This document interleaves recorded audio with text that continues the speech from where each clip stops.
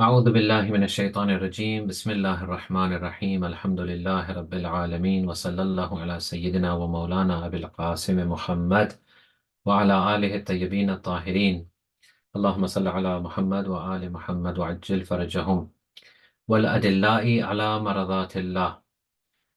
So as Sister mentioned, we have done the very short first session on this line. Here, basically, we are saying, peace be upon the ones who guide and prove the will and pleasure of Allah subhanahu wa ta'ala.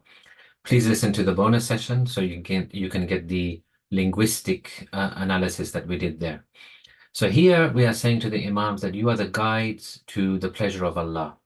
What pleases Allah? What is it that He wants from us? What should we do for Him? We can only know this by the Imams of Ahlul Bayt alayhimus salam. And to gain the pleasure of Allah is, of course, a very vast, extremely vast arena, and everyone should strive for this. And so what we are saying here is that the Imams are the only way. They are not one way amongst many ways. They are the only ways in getting towards the pleasure of Allah subhanahu wa ta'ala. Today's discussion is not a long discussion. Agha Jawadi does make a lot of points on this, but I have chosen to basically skip those at the moment. Instead, we're going to look at one of his discussions on this, which is the levels of Allah being pleased. What does it mean when Allah is pleased? So the first level is Allah gets pleased with the actions of a person. As long as a person does actions in line with the proof of Allah, His religion, His Aimmah, His prophets, and as long as it's done with the intention that it's done in order to please Him, qurbatan ilallah, He then becomes pleased with these actions. So this is one level. So what are we saying here? We're saying that the action of a person is accepted by God and a reward is given for it. For example, Quran says in 46:16, أُولَٰئِكَ الَّذِينَ نَتَقَبَّلُ عَنْهُمْ أَحْسَنَ مَا عَمِلُوا. Such are the ones from whom we accept the best of what they do. In other words, they do things and we accept. When we accept, we then reward. So this is level one. Level two, however, is a much deeper level. Now, the pleasure of God, He becomes pleased with the nature of the person. Meaning that if you take the previous one, this is now the apex and the perfection of the previous level, i.e., we are saying that the person has done such deeds, all of them pleasing to Allah, and hence the person himself becomes more and more complete and perfect in his essence, his manners, and his beliefs. Hence now Allah doesn't say, I accept your deeds from you. He says, I accept you yourself. You yourself are pleasing to me. You yourself are what I'm accepting. You yourself are at a wonderful level.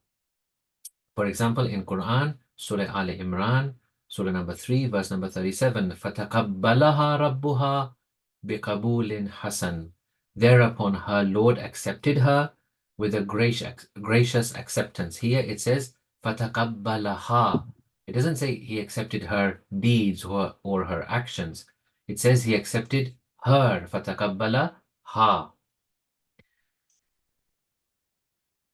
This person is then known in Quranic language as the person at the position of itminan.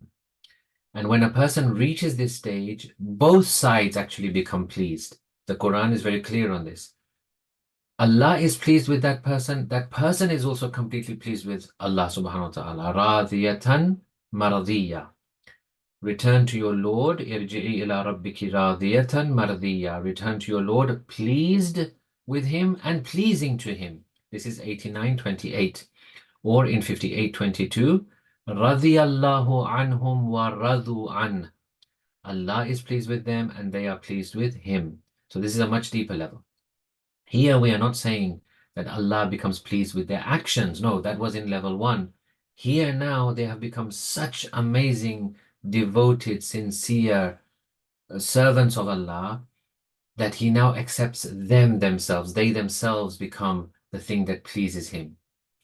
Here, it's not that He is pleased with their actions, nor are they pleased with Him in terms of, oh, because He's given me these bounties, because He's given me money, because He's given me life, because he's given me health. No, rather he is pleased with them and they are pleased with his divineness. The fact that he is their Lord, the fact that he is there for them, that is what pleases them. And they see their subservience to him as a perfection and a completeness for themselves. For example, in the munajat of Amirul Mu'mineen alayhi salam, not the one of Masjid Kufa, he has other munajat. For example, he says, Ilahi, this is in Mafatih, Ilahi kafa bi'izzan an akuna laka abda.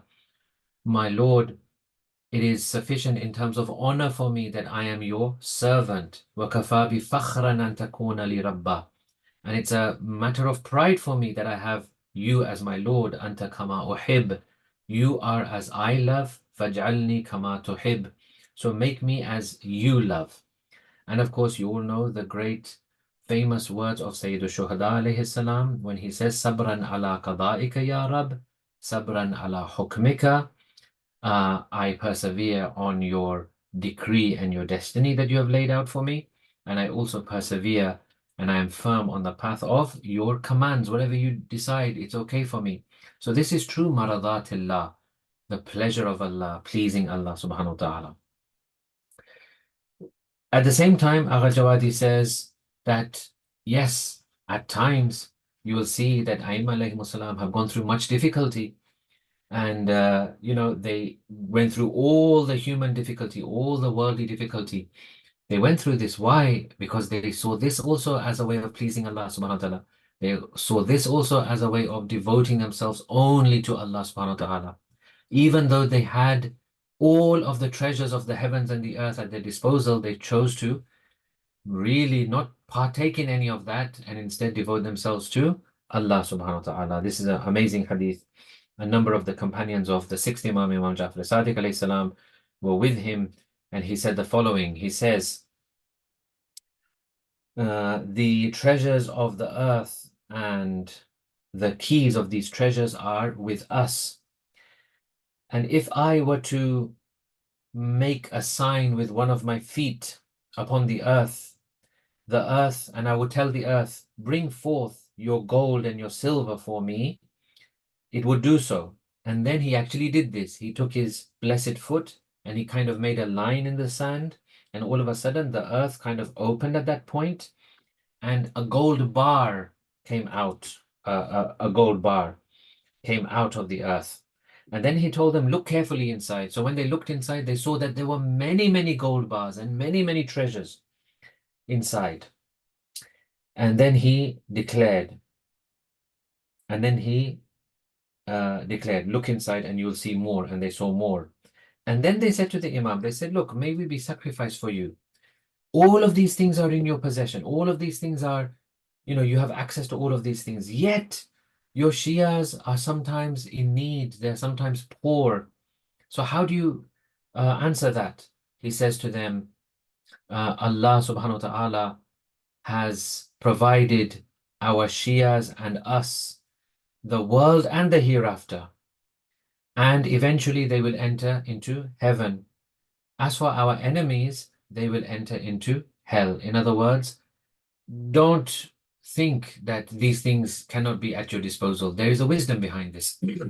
The way you are in this world, the way you are attached to us, the way we are treating you, the way we provide you with much higher level of ma'rifat and recognition and iman and faith, these are the things which will get you into heaven.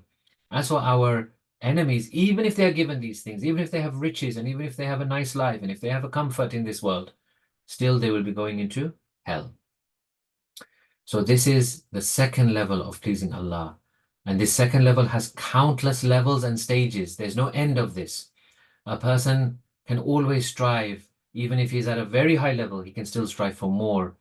And the highest of these levels, of course, was reached by the Ma'sumin, the infallibles. And they were always after more levels and higher levels of pleasing Allah subhanahu wa ta'ala. So in conclusion, the Imams, the Aimmah alayhimus salam, are the criteria. They are the only way to reach the pleasure of Allah. This is done mainly by following the Imam's orders and refraining from his prohibitions. When a person does that and becomes so pure, so devoted to God, then Allah actually appreciates that person himself and accepts the person. And it's the person himself who pleases Allah subhanahu wa ta'ala. Here we will stop. Our next line, inshallah, whenever we resume, either it's next week or then we'll have to do it after Muharram, we'll let you know, is going to be on wal mustaqirrina fi amrillah, which is also a fantastic, very, very touching line from the Ziyarat. If there are any questions, inshallah, we can take them now. Okay, I think there's doesn't look like there's any questions, so we'll conclude here. That was our discussion on the great line of the Ziyarat. وَلَأَدِلَّهِ عَلَى مَرْضَاتِ اللَّهِ وَالسَّلَامُ عَلَيْكُمْ وَرَحْمَةُ اللَّهِ وَبَرَكَاتُهُ.